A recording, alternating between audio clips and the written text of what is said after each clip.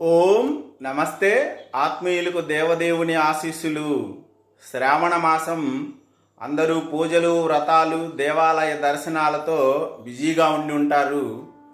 అయితే అందరూ తెలుసుకోవాల్సిన అంశం ఒకటి ఉంది. అదేంటంటే దేహో దేవాలయ ప్రోక్తో జీవో సనాతన దైవ అని గుర్తెరగాల. నీ దేహమే దేవాలయము, జీవాత్మ అయిన నీవే పరమాత్మ స్వరూపుడవు, ఆయన అంశ నీవే. ఇది గుర్తెరగాల. ప్రతి భక్తుడు దేవాలయంలోనికి ప్రవేశిస్తున్నాడు అంటే తన శరీరంలోనికి తాను ప్రవేశిస్తున్నాడు అని అర్థం.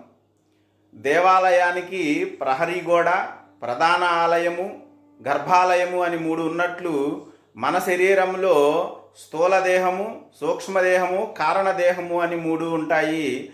అవే దేవాలయంతో సమానము. జీవుడి